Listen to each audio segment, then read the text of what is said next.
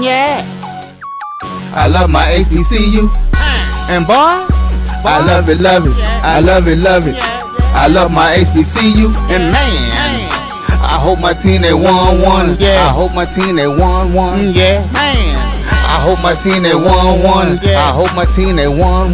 Yeah. I tune into the HBCU Sports Lab to see if my team won or lost. If they lost, I'm quiet as a mouse. But if they won, keep tab. I'ma do the dab, yeah. Dr. Cavil, he know what he be talking about. Mike and Charles, they know what they be talking about. They compress the analytic data with the hip hop. If you know them like I know them, they gon' tell you if your team, if they won or lost, and who the ball. So listen to Professor, yes sir, and pay attention, cause he gon' teach a lesson. This is Dr. Cavil with Inside the HBCU Sports Lab with Mike Washington and Charles Bishop. Mike Washington is out on assignment, so we have the other contributors come in and provide some work for the week. Welcome to episode 782 of Inside the HBCU Sports Lab radio show and podcast. The show that's covering the sporting HBCU dash for all things HBCU sports for institutions large and small. From the NEIA to the NCAA, we share insights and information on the HBCU sports culture, HBCU athletic aesthetics to facilitate the story of HBCU athletic programs and the business of HBCU sports. In short, we like to call it HBCU sports pedagogy. I'm your host, Dr. Kenyatta Cavil, along with my co-host, Mike Washington and Charles Bishop, filming from our home studios and sending a signal out of KXWA's 1230 AM studios with the Texas Radio Hall of Famer, multi-Hall of Famer, Ralph Cooper, in the beautiful home of Texas Southern University from Houston, Texas. With that being said, let's bring our contributors onto the stage. And while we're doing that, today's episode of Inside the HBCU Sports Lab is sponsored by THG Agency, LLC. THG Agency is a company that provides sporting, educational consultant, and data analytics. With that being said, let me jump right to it. Charles, how are you doing today? Doing well, Doc. A little tired from the weekend, but doing well. I had a great opportunity to broadcast HBCU Power Series, so got my baseball fix in, and came back last night and we had broadcasting Texas Southern and Southern on SWAC TV. So whirlwind weekend. Got both sports. Man, you had your hands full with comebacks. You did a great job. I got to listen in to a couple of those games, particularly your Sunday games that come back by Grambling over Alabama A&M, and then Monday you top it off with another comeback. This one's Texas Southern over Southern. Classic matchups as we come to love in the SWAC. Basketball is the thing of the day, so I'm going to go to you, AD Drew, because you are part of a rivalry classic. Instant classic. Up in every way possible. Instant classic.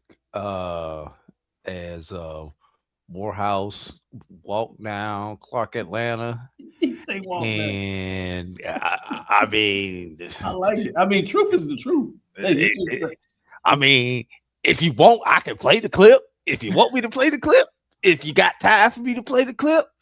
I don't want to play the clip because I think y'all did such a great job. What I want to tell folks is to go check out you all show on Sunday night where you all broke down the clip, did different takes. You broke down a picture on there. I thought the job that you did on Sportswear with Brian was fascinating, and I want to drive people to go see it there because it was just such a great job. You know, in terms of just sports talk, obviously we focus on HBCU, but the way you all were able to bob and weave, provide contextual framing to that in terms of the culture, I think was outstanding. So yeah, I'd be remiss if I didn't reward you all for telling folks, go check out Sports Wrap from last Sunday. You can Google fast forward, you on YouTube, you can get to where they're talking. You'll see the shots Morehouse. But do yourself a favor and go check that out. Yeah, you know, we appreciate that, Dr. Cavil. And I know we'll get into it as we get into our news of the day. But the one thing Morehouse basketball team did, despite being down 18 points at one point in time in the game, was we kept hope alive. Yeah.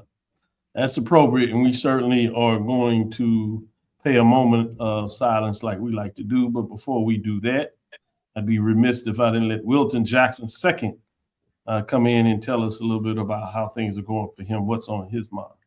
Doc, today's been a good day. To Charles' point, kind of tired as well. Got a chance to call some of the games with him and Santori on Friday. Y'all old men, y'all young. I'm you know, I don't have that. I'm not as old as Charles, so but at the same time, I can definitely say like they had more of a grind than I did because I did all the games on Friday, and then Saturday I had another assignment, and then Sunday I came back for the final game, Jack State versus Alcorn. So baseball is definitely a different grind from a lot of other sports. Pace yourself. Yes, you definitely have to do that for sure. But I mean, so much to talk about. I mean, we're really getting into some of the really, really good days of like basketball in the month of February. So I'm just excited. I tease you all because I care, but I wanted to highlight the talent that you all are bringing to the table. The fact of how you were able to enter in this space. Obviously, when you talk about streaming platforms and how that's giving opportunity for individuals to show off their talent. But it's a lot of kudos. I feel really good about coming in this space and providing a platform and seeing where other individuals take it. So it's tremendous to see that happening literally as you're going through it. So, I'm quite dynamically proud in terms of what you all are getting done. So keep pushing forward, keep getting it done. As I said, we will get into a break in silence. We'll do that at the end. But I wanted to talk a little bit about the new cost of going to FBS. I kind of teased this out when I saw Sacramento make the move. And I was anticipating after I got a chance to listen to their dynamic president. He happens to be a twin. He is an alpha, so that gets you more listening time with me in terms of that. But I heard him talk about what he wanted to do to Sacramento State, the diversity of that institution, and how they are doing things differently. And I could tell that his framework of how he saw things was different. So when I heard the announcement about them seeking to go FBS, obviously they did the petition that didn't work. It didn't surprise me when I started also digging deeper and found out the media market of Sacramento, obviously with the NBA basketball team, but the financial with all of a lot of folks in that city that are doing really well in their goal to utilize football at the institution and moving to FBS to bring more brand recognition, not only to the institution, but the city. I knew that things would be a challenge, and it ultimately came to the case with $23 million they're going to pay. That does include the $5 million to the NCAA. We just had talked about last week, North Dakota State, that ponied up $18 million, including their $5 million to the NCAA.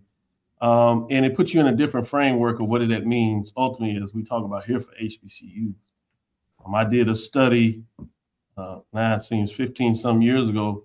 It was when Dr. Charles McCullum was the vice president of athletics here at Texas Southern University. The president was Rudley. And they commissioned a study that I got to do. And when I did that study, this was before CFP. Not even now we're talking about expansion. It was before this. And I was reading data and thinking about the numbers. And after I did the study, when I went into the study, a lot of my thoughts was maybe HBCU should move to Division II, play all on the same platform. That platform coming out of the study, I could not run to his office fast enough to tell him, it's like, you got to make the move. I say, the money's going to be there. You got to get in. This window is going to be short. It's going to change. And Rudley had worked with quite a few of the presidents of the SWAC at the time, and they were serious about looking at an FBS move. And unfortunately, Texas Southern, as history would have it, actually got on the probation for football and basketball. Got really essentially a death penalty. And obviously that became the interest of what took place, and the FBS kind of died. Came back later, you got the college football playoff, and it was 4 times the projection of money provided than what I calculated. And so it was tough to kind of go through that and see that. And now you see where the money has exploded to, and just know that probably that window is realistically closed.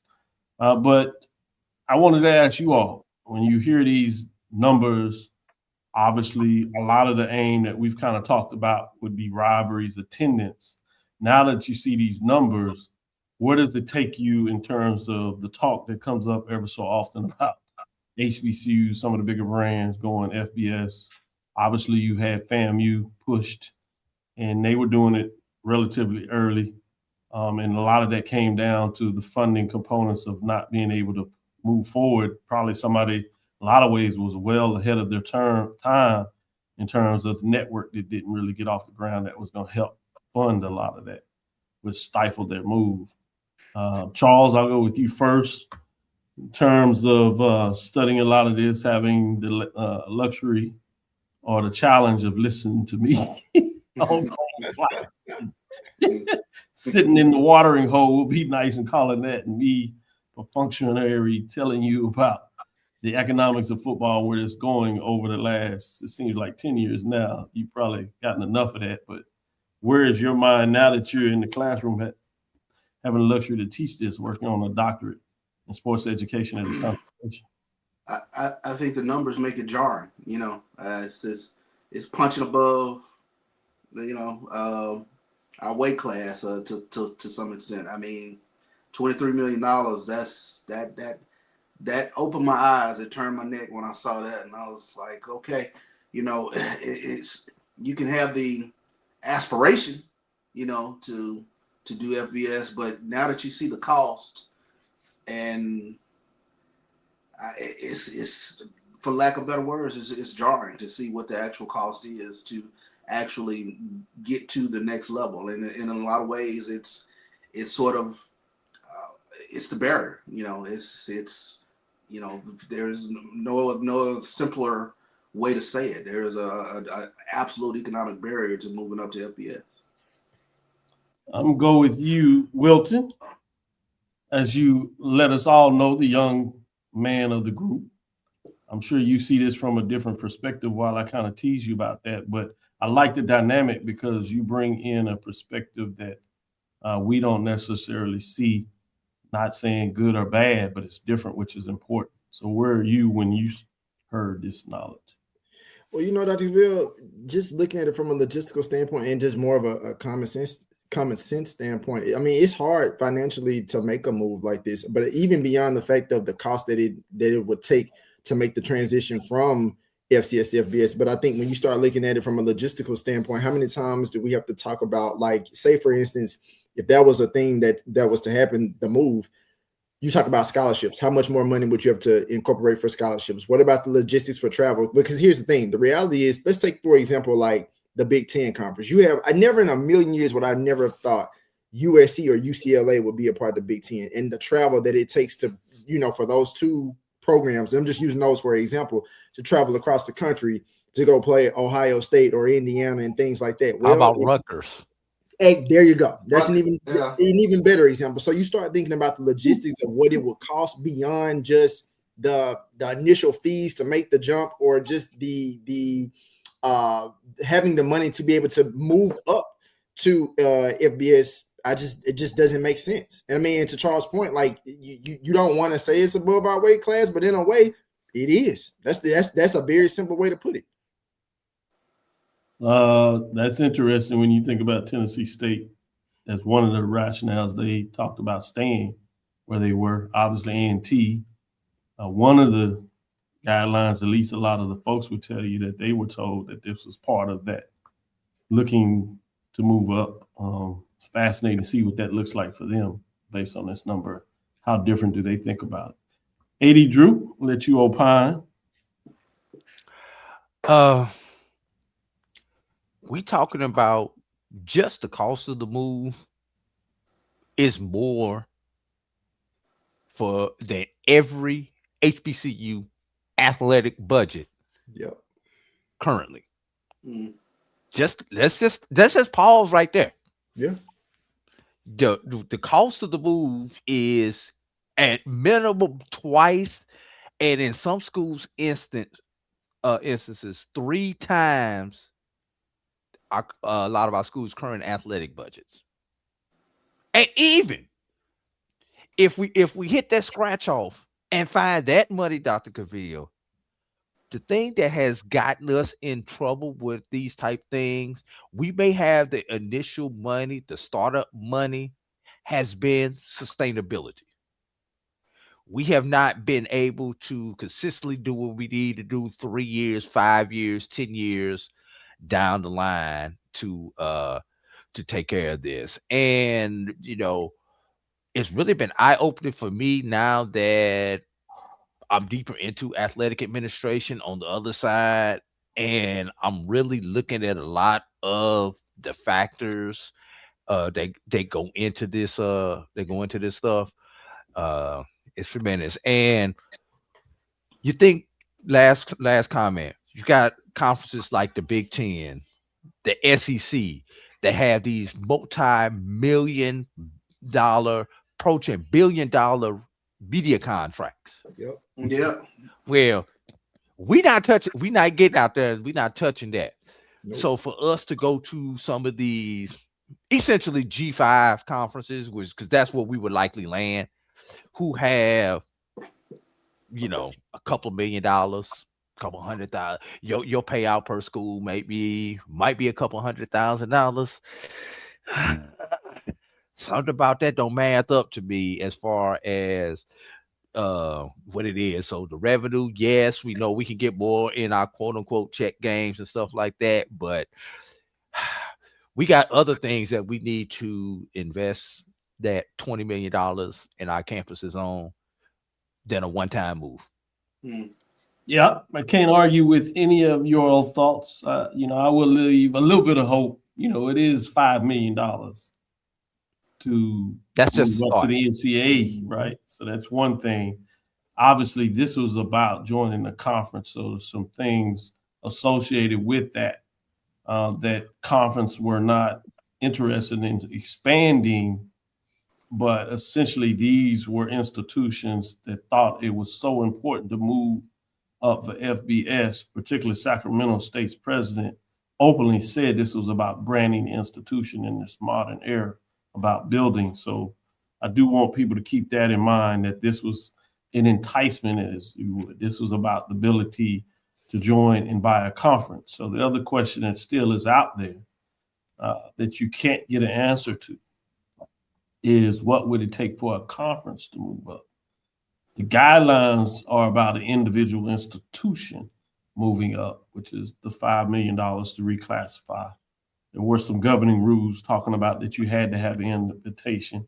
But we have seen programs that operate as independents been able to make the move. So that's the one caveat that's out there that could create different dynamics versus seeking membership into a current FBS institution.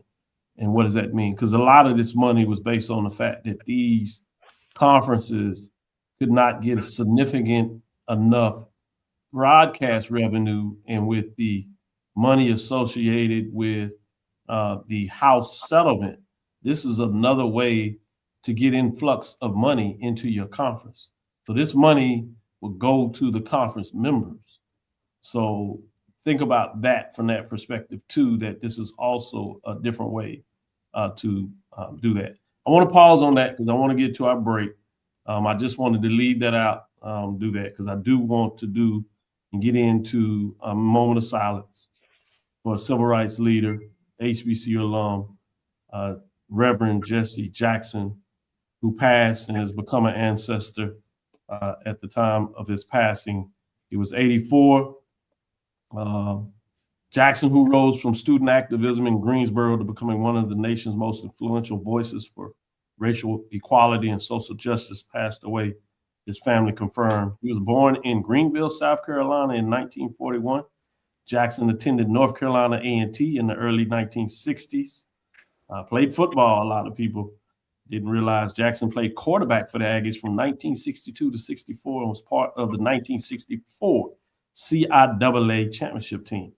He also served as student body president after earning his sociology degree from A&T and later studying theology at Chicago Theological Seminary. Jackson joined the Southern Christian Leadership Conference under Dr. Martin Luther King Jr., became a close aide to King, and was president in Memphis in 1968, the tragic night of King's assassination. A moment that should shape Jackson's mission for the rest of his life.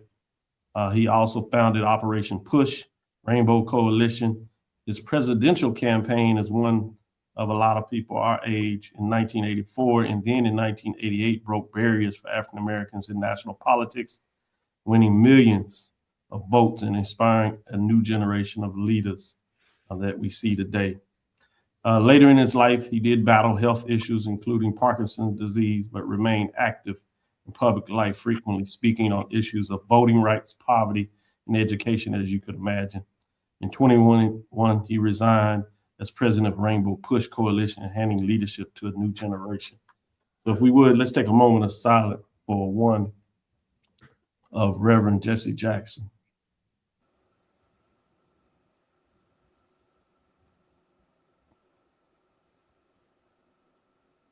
With that, let's take our first break.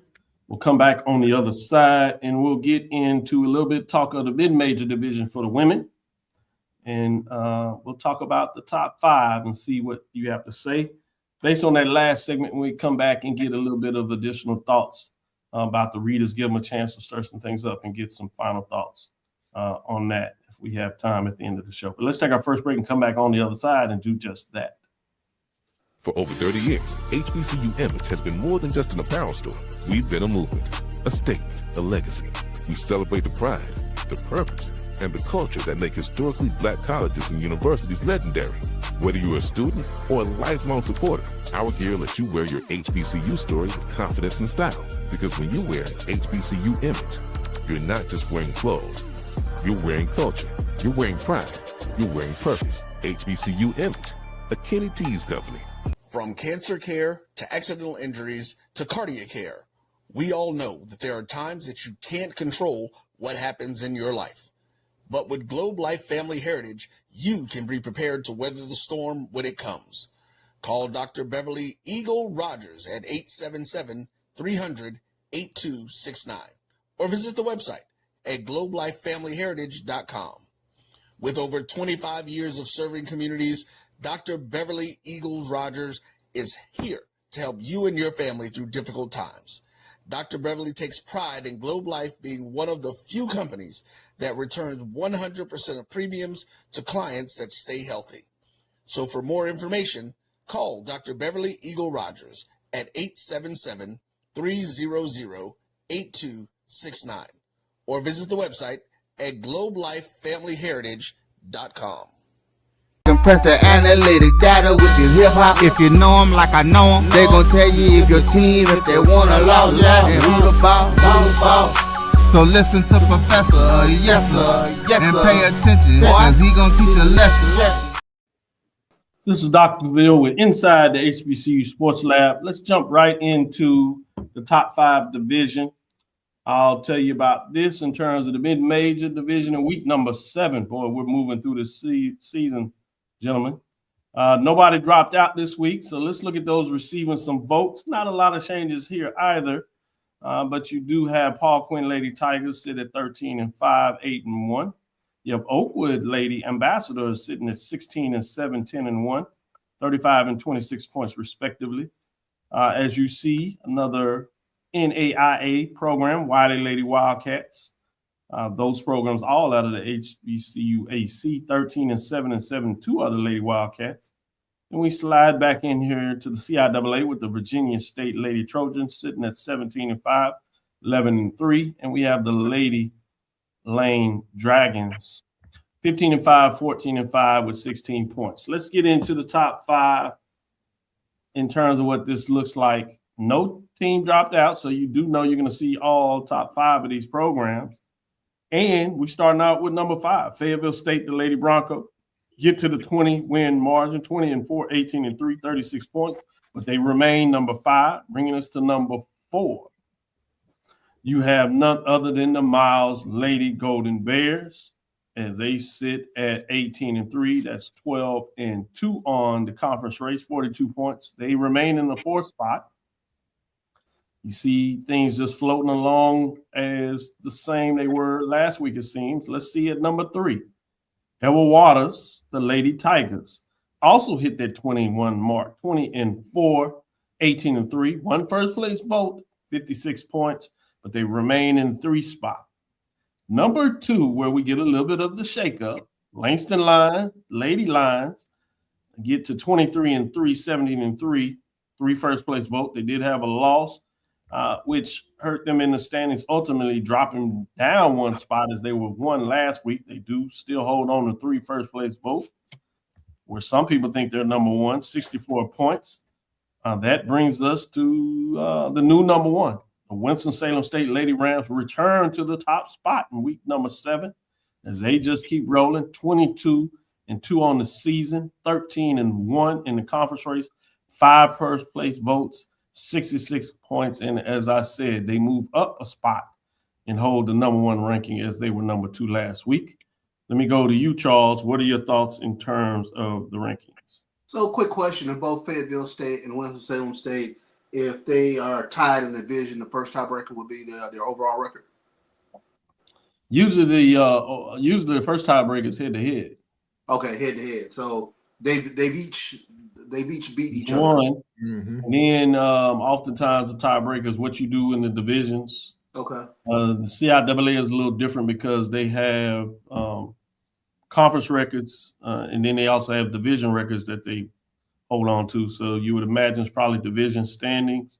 And then the next one that's usually out there is like point differential. Okay. That's because I was looking at their next 2 games, and they both have they both look like they'll finish 9-1. So I was curious about, from a division standpoint, they'll be tied, but what was the first tiebreaker in terms of who would win the division? Yeah, as you go down, I think they're probably going to get to the point where you look at point differential. That's usually the second one. I usually look at head-to-head. I know the SWAC is head-to-head, and then the next one is point differential, and then you got some of those more complicated ones. So you're usually safe with head-to-head. Yeah. And then point differential usually breaks it up. But in some cases where you got to the point where both teams beat each other by the same amount of points, and you have to get into some your record against the top division opponents as you ascend down the ranking. Yeah, that was my only question about the just looking at the top 5 this week, because I was just curious over the next 2 games. I'm like, well, it looks as though both of them will finish 9-1 in division. So I was just curious as to where it might go from there. Who would win the division? That's what you need to start looking at this time of year. When you get to the second half of the decision, that's what I look at. What were your head-to-head rank? What were your point differential? I just saw one yesterday where everybody split. You looked at Pine Bluff on the men's side, and the point differential was that Pine Bluff on the men's side beat Alabama A&M by 13. Last night, Alabama got some payback, but they only beat them by 12. Got it. They were tied, as they are now, but it was at the end of the season. The tiebreaker with those 2 teams would be Pine Bluff getting the edge because of point differential. So it's real. Let me go to you, AD Drew, since Charles likes the poll and he wants to get in the tiebreakers. He said, hey, this finna get real interesting tournament seed. What are your thoughts in terms of the top 5, AD Drew?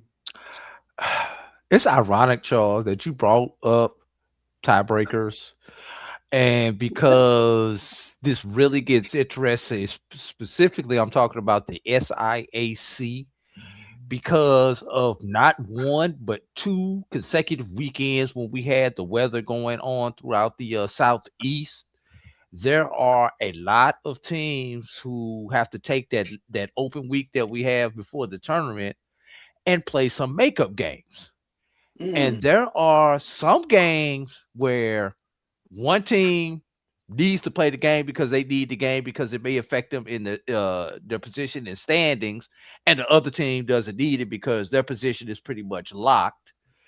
And based on if a makeup game on Monday night and a certain team wins, that may force another makeup game Wednesday or Thursday because now it has changed. So it's hectic in the SIAC. But get back to the poll, Dr. Cavil. And I've spent all day calculating that on the men's side, Charles. That's why that was interesting that you said that. Doc, nailed it. Nailed it, Doc. Thank you. The only thing that you could possibly do is flip Miles and Edward Waters because Miles still has national rankings over Edward Waters. Mm. That's the only thing that could be that you could make an argument for. But other than that, Doc, I think everybody nailed it. Good stuff. Wilton, before we get into our second break, what are your final thoughts of the segment?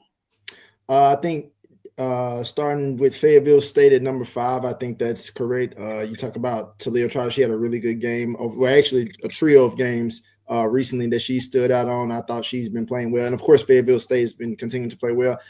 I'm interested to see, could it potentially be another matchup between them and Winston-Salem State later on? Because that's just really intriguing. And to Charles' point when he brought up that they both played each other and both have a win against each other, I'm really intrigued to see what that may look like in the coming weeks for this poll, but just in between for those two teams as well. Mm-hmm. To Drew's point, I feel like I can kind of agree with that. You could potentially switch Miles and Edward Waters, but as far as like 2 and 1, like number 2 with Langston, I'm okay with Langston being number 2, and I'm also okay with Winston-Salem being number 1. So you did good.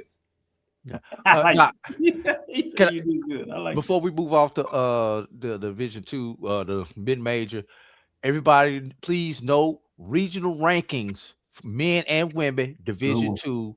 First regional rankings come out tomorrow. Great.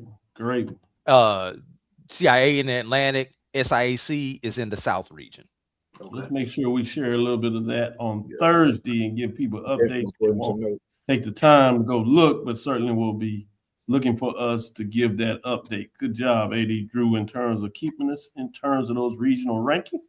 With that being said, let's take our second break. Get into off the first half of the show. We'll be back on the other side. Wilton Jackson II has another appointment that he has to get to, so we want to make sure we let him do his work because we want to keep him coming back looking as dapper as he does. Want to give him a shout out for that bow tie. You're wearing it well, my friend. You're wearing it well, my friend. I appreciate that, Doc. Yeah, every Kappa can do it like you. I'll say that. Yeah, every Kappa can't do it like you. You must be one of those special ones. Good job. With that, we'll take a second break. We'll come back on the other side. This is the Dean of the College of HBCU Sports, Kenyatta Cavil of Dr. Cavil's Inside the HBCU Sports Lab with Mike Washington and Charles Bishop. Come mix it up in the lab where the course lecture is in session every Tuesday from 6 o'clock p.m. Central Standard Time on Facebook Live, YouTube Spreaker, or the BCSN app. As we discuss all things about the HBCU sports culture, including exploring the week that was in the sporting HBCU diaspora, as well as the upcoming week of HBCU sports. With me, the Dean, the College of HBCU Sports, on Dr. Cavil's Inside the HBCU Sports Lab with Mike Washington and Charles Bishop. Course lecture dismissed. It's never too early to plant the seed, to share the tradition, and instill a sense of pride in your HBCU with your little ones. HBCU Pride and Joy Children's Boutique helps you share your school spirit with a wide selection of adorable kids apparel and accessories officially licensed from your favorite HBCU. Visit hbcupridejoy.com and follow us on all social media at HBCU Pride Joy on Facebook and Twitter. When it comes to professional learning, teachers deserve better. From the leader in online learning, Stride brings you the Stride Professional Development Center, an on-demand library of mobile-friendly courses that gives teachers choice and flexibility, allowing them to learn anytime and anywhere. Our dynamic courses provide bite-sized learning and help educators advance their knowledge while also gaining professional development hours. It's time you take charge of your learning. Visit us today to get started. For over 30 years, HBCU Image has been more than just an apparel store. We've been a movement, a statement, a legacy. We celebrate the pride, the purpose, and the culture that make historically black colleges and universities legendary. HBCU Image, a Kenny T's company. Compress the analytic data with your hip hop. If you know them like I know them, they gon' tell you if your team, if they wanna lose, and who the ball. So listen to Professor, yes sir, and pay attention, cause he gonna teach a lesson. This is Dr. Cavil with Inside the HBCU Sports Lab with Mike Washington. As you know, he's out on assignment. We have Charles Bishop and A.D. Drew giving you a different viewpoint in this segment. Look in the center there. It's pretty sharp. Books in the background look real deanish. With that being said, let's get into the major division for the women's side of things. Charles, you can laugh. I know you had a long we worked that hard. Let's get to it as we tease everybody and keep this show rolling. Dropping out this week, Maryland East Shore Hawks. Boy, they've hit a skid both on the men's and women's side. This one is for the women's. They stayed in the mix a little bit. Boy, he's telling you how you can have all your hopes up going through a couple of games, playing something basketball, and things go awry, injury here, and that break they took that was not one that they chose to take in terms of the weather that created a couple of delays seemed to have affected them, both men's and women's, really in a negative way. With that being said, let's see about receiving votes.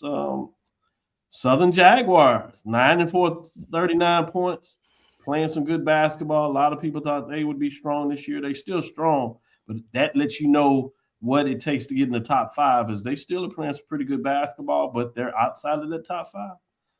We just talked about the Maryland Eastern Shore Hawks. They played so well for so long that they're still in the mix, even though they kind of went on a slump here of late. 31 points. They're out of the MEAC.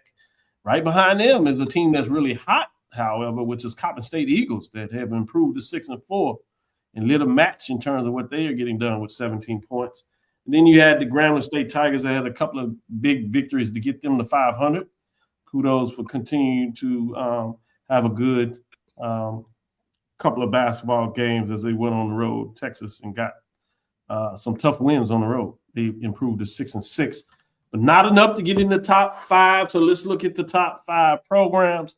And week number 7 at the women's major division basketball poll rankings, starting with number 5, the Alabama State Hornets, 12-12, 9-4, playing some really good basketball, strong play.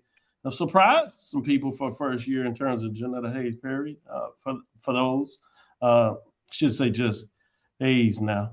But 40 points, not ranked this week. She's climbed all the way with her team up to number 5 as they are buzzing. That Alabama State and Alabama A&M rematch should be a fascinating one to close out the season. With that, let's go to number 4.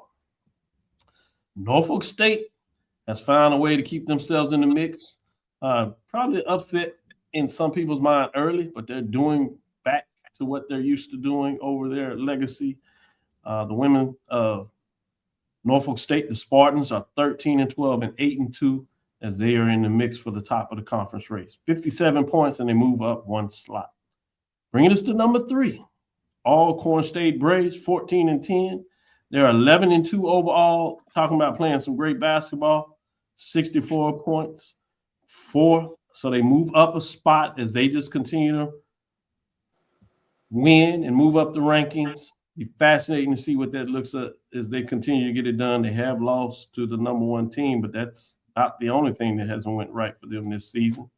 At that being said, number 2, Howard Bison have continued to win at 19-7, right on the edge of getting to 20 wins. At the major division this early is really nice.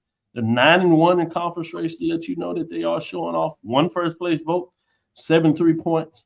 As they have avenged that loss, they are moving up a slot from number 3 last week, and they are knocking at the door. But number 1, Alabama A&M Bulldogs, they remain number 1. They have solidified that number 1 spot with a couple of more first place votes. You sit at 79 points as they added 2 votes to their number 1 rankings that a lot of people have them, exactly 7, I should say.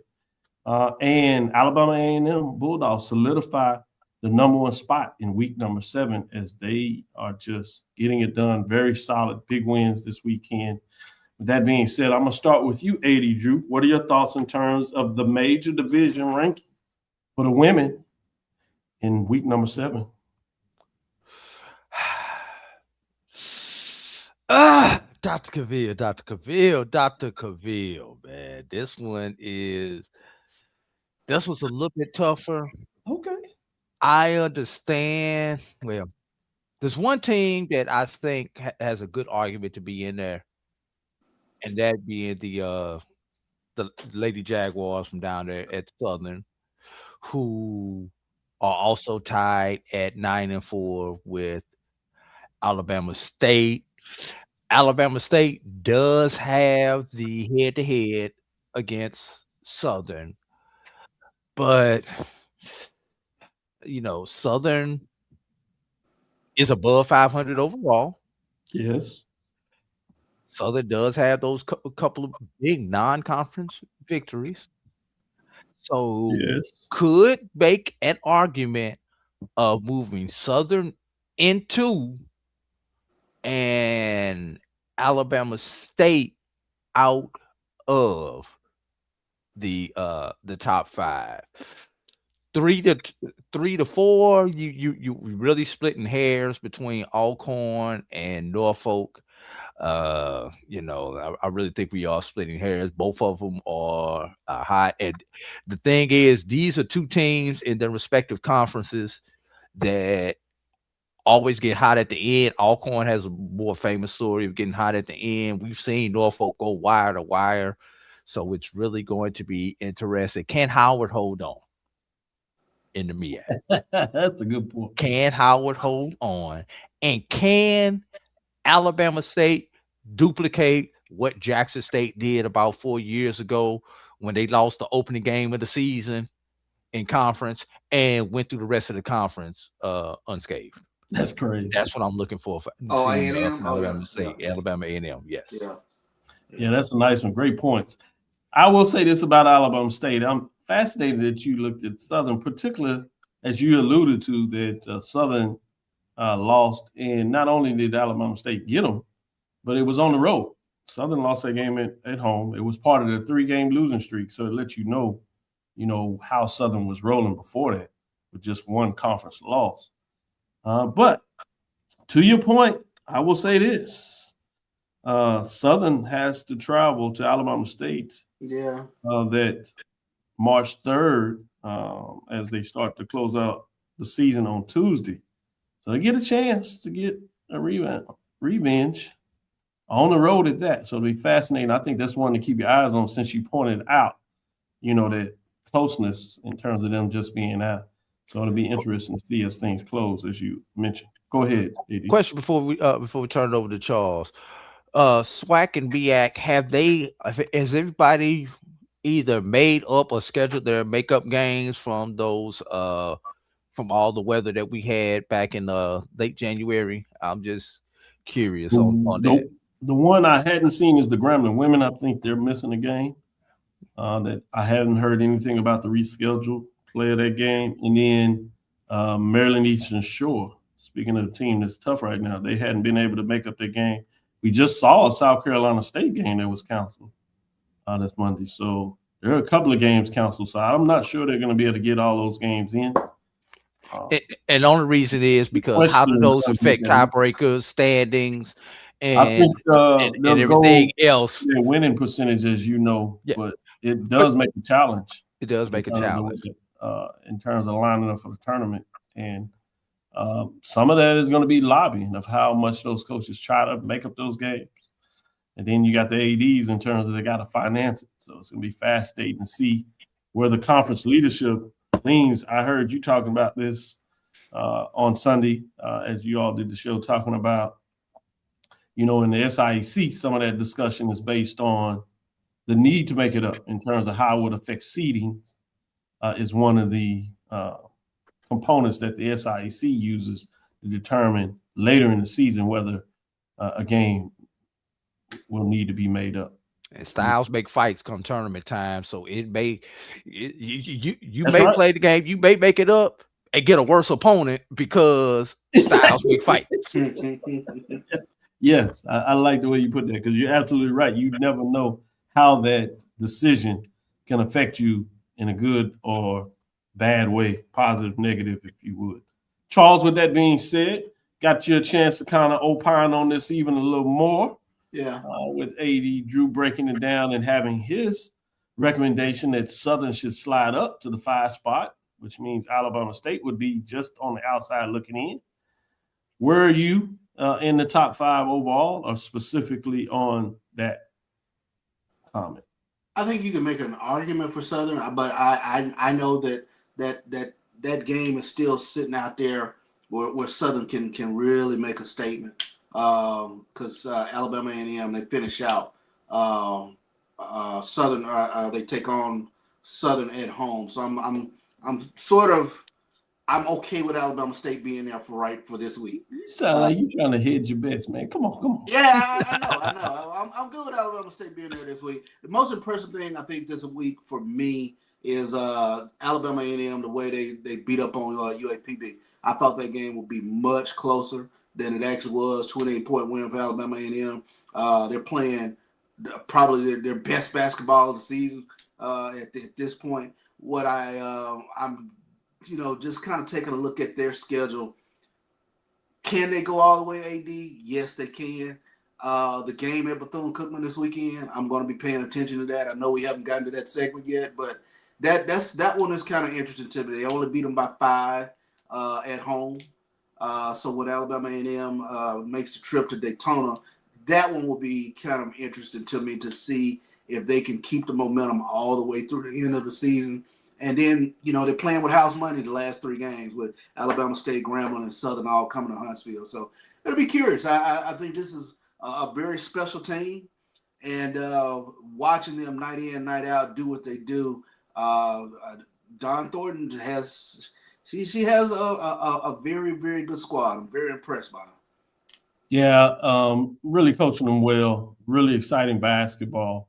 Mm-hmm. And as we see in this age, with some of the teams we're hearing with intriguing enough on the women's side, more it seems than the men, but you see a little bit there with players discontent leaving their team.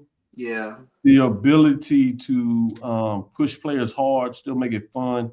Obviously, winning tends to cure a lot of things when things are struggling, but I want to give her credit for the fact that she's been able to do that. I think that says a lot, particularly this year. But that's something I think that we need to keep our eyes on in terms of the turnover and how it's not only, when we think about football, we affects you at the end of the season, certainly championship ways. But now in basketball, it seems like on the women's side more than not that you start to see this during the conference race, middle season, certainly through the, if you would, second half, middle third, if you would, of the season. So I'm intrigued about that. Let's take our last break. We'll come back on the other side, talk about the standings a little bit, and then we'll get into some key matchups based on those standings. And as we start to close it down, you're getting to the point where you have just a handful of games left pretty much on the schedule to decide a regular season championship, and that means seeding into the tournament. We'll be right back after our last break, and we'll come back on the other side and get it done. From cancer care to accidental injuries to cardiac care, we all know that there are times that you can't control what happens in your life. But with Globe Life Family Heritage, you can be prepared to weather the storm when it comes. Call Dr. Beverly Eagle Rogers at 877-300-8269 or visit the website at globelifefamilyheritage.com.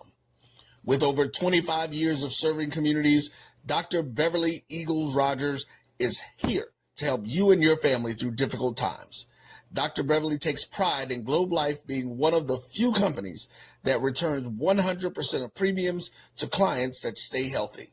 So for more information, call Dr. Beverly Eagle Rogers at 877-300-8269 or visit the website at globelifefamilyheritage.com. And we have to fund our kids in these colleges. Compress the analytic data with your hip-hop. If you know them like I know them, they gon' tell you if your team, if they want to lose, and who the ball. So listen to Professor, yes sir, and pay attention, cause he gon' teach a lesson. My apologies, Doc. I'm gonna say this. I didn't see you was off screen when I cut the commercial short, or else I would have kept it running. It's all good. It's all good. I put my little feet to pattern and moving back on the screen. They wouldn't even notice it was for that. But it's funny how things go on behind the scene, and you got to get stuff done. With that being said, let's get into the records. Let's start with the SWAC standings, since we just talked about the rankings of some SWAC teams in terms of who should be number 5. Southern Jaguars of Alabama State that are tied at 9-4. It would figure that would be the case. Let's start at the bottom, work our way up. Prairie View 0-13. I guess the question is, can they get a win? I think you see them play Grambling at home a little close. Got away from credit to Grambling as they got to 6-6 and receiving votes. Was a needed victory for them. But Mississippi Valley, Valley is not a team that you can take lightly, but that's the one. If you can get a little revenge on the word and get it, that's probably where you're looking at your victory. If not, it's a tough one on your first season to not get a conference win. Certainly means that you have a chance to go prove something in terms of the recruiting lines. Talking about the Valley matchup, they're in that second to last spot, sitting at 3-9 in the conference race. Bethune-Cookman is behind them at 4-9. You have Texas Southern that has fallen on hard times. They're at the bottom third of the conference, as you would, sitting at 5-8. The next 4 in terms of that middle quadrant is FAMU sitting at 6-7. Jackson State sitting at 6-7. Pine Bluff has lost a couple and slid a little bit as they are at 6-7. And then you have Grambling State sitting at 6-6. As I said, I believe they have a makeup game. We'll see what that looks like. Top 4, and really are shoulders above the rest. You're talking about a 5.5 game between the top spot and that middle third, if you would, of teams, those 4 in the middle. Essentially a 2-game lead between Southern and Grambling. Southern tied with Alabama State, both sit at 9-4.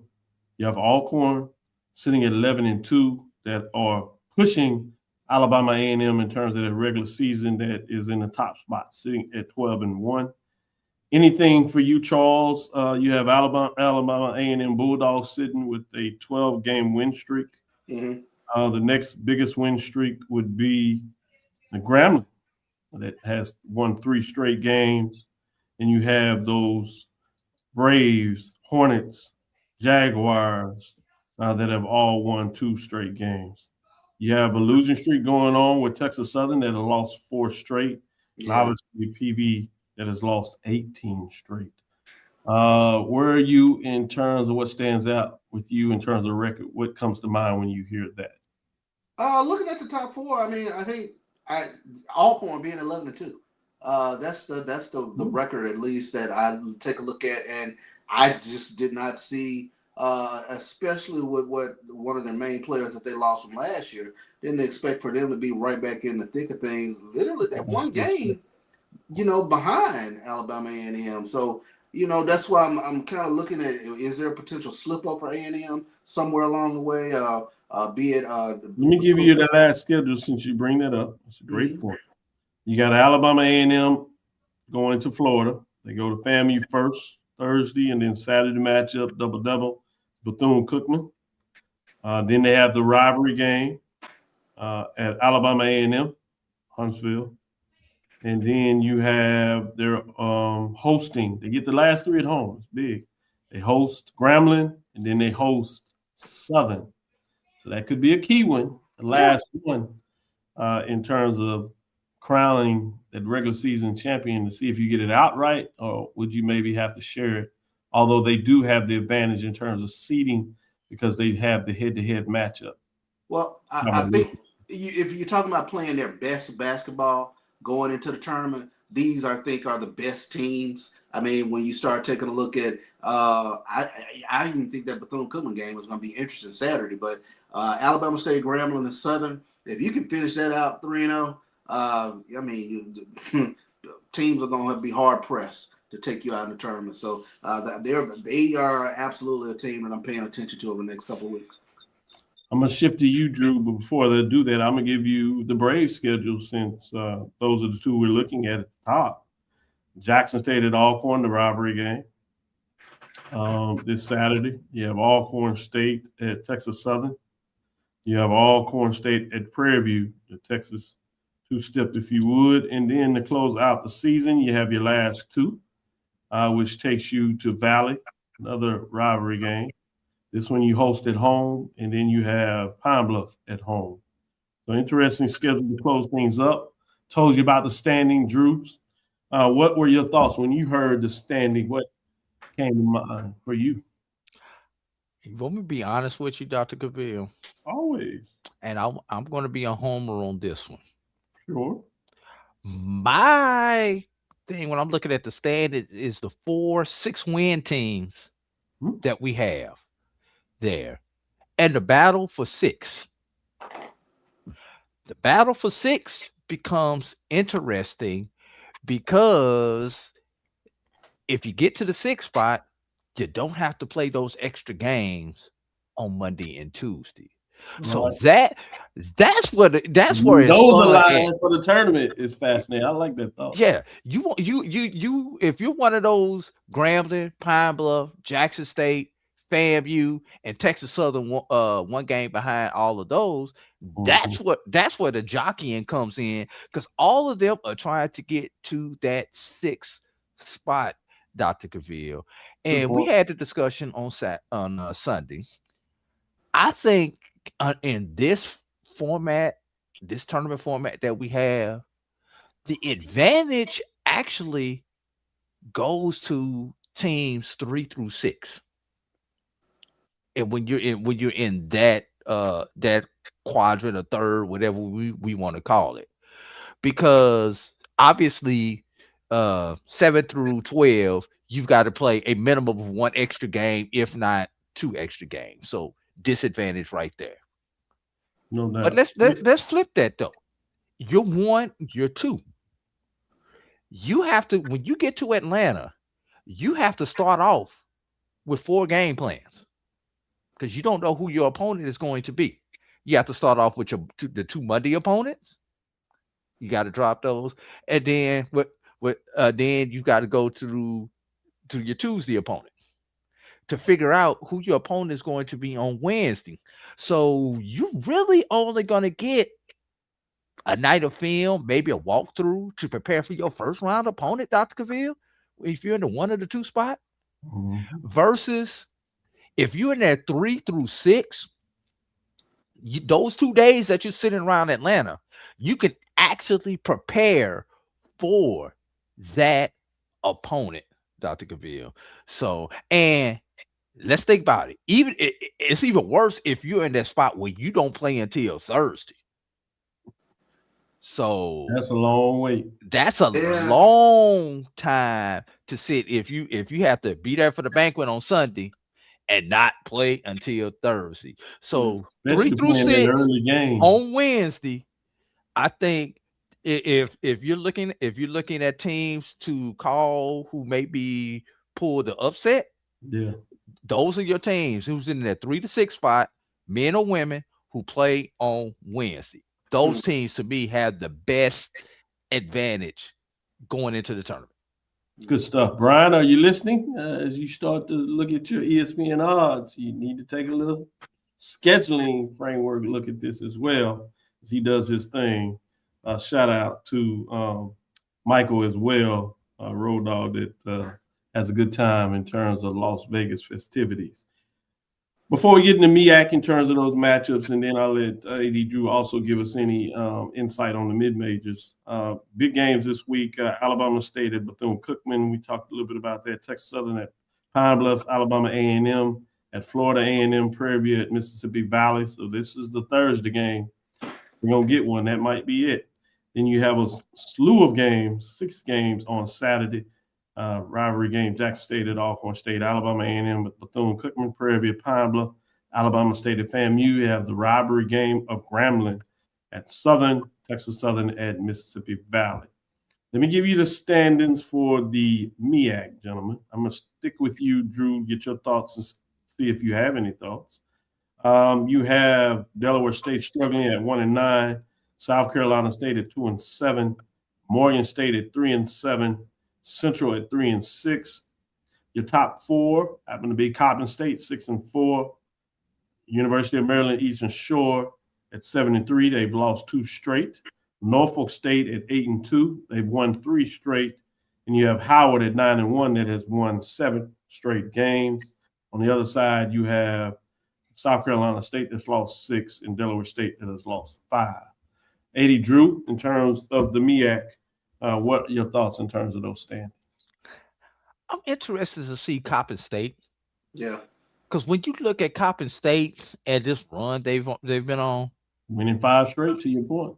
But who have those opponents been? Yes. It's everybody who is below them in the standings right now, Dr. Cavil. Yeah. Right. They don't have a win. They're number 4. They do not have a win against those top 3. Yeah. That's true. So that's the team that I'm interested to see. Are they fool's gold? You know, or they just that mediocre team, or were those tune-up games against that bottom half something that's going to build momentum against when they play those top 3? Exactly. That's the team that I'm interested in the MEAC. Yeah. Question of the day. Good one, Drew. Charles, where are you? I mean, verbatim in terms of Coppin State. Are they fool's gold? I think you mentioned it. They kind of fatten up on the schedule, this part of the schedule at least. But, I mean, going down the stretch, you see them, Maryland Eastern Shore they host, Ed Howard, and then they host Norfolk State. So who are they? Are they for real? Is this 5-game win streak for real? Are they playing their best ball at this time of the year? Can they carry it into the next few games? Good stuff. You have a makeup game with Central at South Carolina State tomorrow, and then you have your 4 games on Saturday. Full slate: Delaware State at Morgan State, North Carolina Central at Howard. You have South Carolina State at Norfolk State, Maryland Eastern Shore at Coppin State. Probably the matchup you look based on your comments there. That being said, let me go back to you, Drew, before we close it. Anything at the mid-major level that we need to make sure we keep our eyes on? Most of the NAIAs are going to finish up this week. A lot of tournaments are going to be beginning at some point in time next week. Some of them begin as early as Monday. Some of them will begin more midweek. So just keep an eye out if one of the institutions that you follow is a NAIA. Let's keep a look at those games. I'll tell you one team, Arkansas Baptist, Tougaloo, Thursday. You know, that's one to keep an eye out on. We've been talking. Arkansas Baptist has been hanging around different people's polls. I know they've been hanging around the BCSN sports rap poll, so not as much love here on Inside the HBCU Sports Lab, but that's gonna be a game that's gonna tell me whether they are for real on the NAIA level. Also, Dega and Philander in the HBCU AC on tomorrow. Switch it over quickly to the SIAC, specifically on staying with the women's side. You know, wasn't that early? I was talking about Edward Waters, Miles. You could possibly flip those two. Well, Thursday night we're gonna kind of find out who's for real as those two go heads up on Thursday. Nice. So you know, either my argument is gonna be solidified, or once again Drew is gonna look stupid. So it won't be the first time, won't be the last time on that. I'm interested also, and we're talking women only. I'm interested Saturday in Lane and Clark, Atlanta. Battle of 2 second place teams in their respective in their respective divisions on the women's side there. Quickly going over to the CIAA, Johnson C and Winston-Salem. It's just something about those two. But the one I want to look at is tomorrow night, Fayetteville State, Claflin. You know, Claflin been hanging. It has been Yes. right there below Fayetteville and Winston-Salem in the South. Can they make some noise? I think that is going to be the one that is going to tell something. And Saturday, Union and State. I mean, do I need to say anything else about that one? All right. No, that's a good Okay. one. You said it. That's perfect. Rivalry matchup. Charles, last thing I wanted to close and get you on this. What did you see? I know it's early baseball, different type of weather. Anything stand out? Any team, any player stood out in the tournament? Power, HBC Power baseball tournament there in Jackson. Grandma's very much as advertised. They brought the bats back again this season. When you talk about guys like Cameron Hill, Chris Marcellus, who each had a home run in this HBC Power Series. But I think the surprise for me, at least, was watching Prairie. Prairie played a tremendous brand of baseball, beat Jackson State their opening night in terms of taking on Jackson State. Alcorn, impressive. The last win, they got a win against Jackson State on the Sunday night game, winning extra innings. So teams that, you've seen traditionally or over the past few years traditionally kind of toward the bottom of the SWAC standings. That was a very interesting juxtaposition to see them fight and get the win against a team that you traditionally see in the upper echelon. So it was good baseball being played. A lot of what you kind of expect at the opening series, if you will. Arms aren't there yet, in terms of guys locating pitches. So there were a lot of hit batsmen, but overall, it was some good baseball being played. And like I said, I think Coach Daniel Doolin has something going on out there at Prairie. So I was going to ask about that, Charles. Mm-hmm. Yeah, good look. What was the pitching and what was the defense? Was the ball kicked around, or were teams playing good defense this early in the season? I think I think the ball was kicked around a little bit, but I saw some good defensive play from especially shortstops, and we talked about this all throughout the series. You got some center fielders who can flat go get it. Every center fielder in this HBC Power Series, they had a play or two where they were running in the gaps and chasing down balls. And I mean, it highlights the athleticism, the speed that's in the conference. A lot of players ran out, ground balls in the infield and were able to beat them out. So, it speeds it up. It speeds you up on defense. Of course, we're going to see teams lay down bunts. Tremendous job on a lot of teams being able to lay down bunts, move runners over, things of that nature. So it was good baseball being played. It's just, I think, early season, you got to be able to throw strikes. So that was nerves, I think, for the first few games of the season. But I think guys get better during the course of the year. Can I get one other one in? Mm-hmm. Yeah. You're talking about bunts and everything, and just one of these things I always look at early. Were teams executing their bunt coverage like they needed to, or was there confusion? Were the outfielders hitting the cutoffs as they were throwing the ball to the infield? Those are some things that I always kind of look at. Some of those things preventing giving up the extra base, and on the flip side, were the runners able to take advantage and push and taking the extra base when they should? We don't have coaches putting up stop signs too early, and look at those little small parts of the game that make a difference as you get into conference play. I think you make a great point. My pet peeve is throwing behind runners. I can't stand that because you do have the tendency to kick the ball around a little bit from that standpoint. But you see the normal things that you see at the beginning of the year. You try to pick off a runner and gets in the right field. Things of that nature, but you see a couple of base running mistakes where I think there were a couple of times just a base runner just lost, a track of how many outs were in the inning. So you see all the early season stuff, where guys, you kind of need to lock in a little bit more. But I was impressed. Outfield play, center fielders. Jackson State has a right fielder who has a cannon for an arm, Asafa Jones. That name jumps out for me. And then my right fielder for Graham, a name escapes me right now, but preseason all SWAC selection, tremendous bat. But he also has a cannon for an arm out there in right field. Excellent, excellent. So it looks like you'll keep an eye and be able to give an update of what takes place down there at Vero Beach this weekend, where we get some more HBCU matchups. I think this is nice because you get Prairie View back down there, Southern Grambling, but you bring in Florida schools in that area. Yeah, So yeah. fascinating to kind of And see. I want to say this, Dr. Bill, MLB.com did a great job. Mississippi Mud Monsters rolling out the red carpet. That was very good to see in terms of highlighting HBCU baseball this weekend.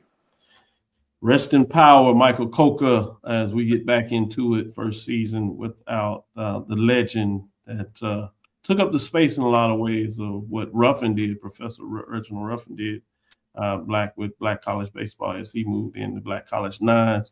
You can still get your updates. In fact, A.D. Drew does some writing over there, as you can tell with the question he does. So we're going to certainly keep that legend alive and multiple reasons. But I wanted to purposely close on that note to make sure that we mentioned the ancestor's name as we talk about baseball and getting it going. Thank you for listening inside the HBCU Sports Lab. Make sure you share our podcast with your friends and colleagues. I am Dr. Kenyatta Cavil, the Dean of HBCU Sports, coming from inside the lab in the College of HBCU Sports with Michael Washington, Charles Bishop, A.D. Drew, making sure that he gives time and his love and his energy. Again, we want to thank you for listening to Dr. Cavill's Inside the HBCU Sports Lab with Mike Washington, Charles Bishop. Give a shout out to Wilton as he did his part as well. That's every Tuesday and Thursday. So we'll be back on Thursday to give you the men's side of things for mid-major and major division, to let you know what took place. Obviously, we had some big-time games on Monday. Things are getting fascinating and interesting as Bethune-Cookman hooked. So we'll get a chance to see what that did with them in the standings and who would maybe try to climb over. We'll see if that is indeed the case. A little tease there. We look forward to next Thursday as we discuss the latest news in the lab. Follow me, Dr. Kenyatta Cavil. That's DrKenyattacavil. That's Threads, Facebook, Instagram. Inside the HBCU Sports Lab 1 on Facebook. That's Inside the HBCU Sports Lab on YouTube. Dream big. Continue to move forward. We will talk with you soon. Charles. Of course. AD. I am somebody. All day. Lecture. Nice. Dismiss.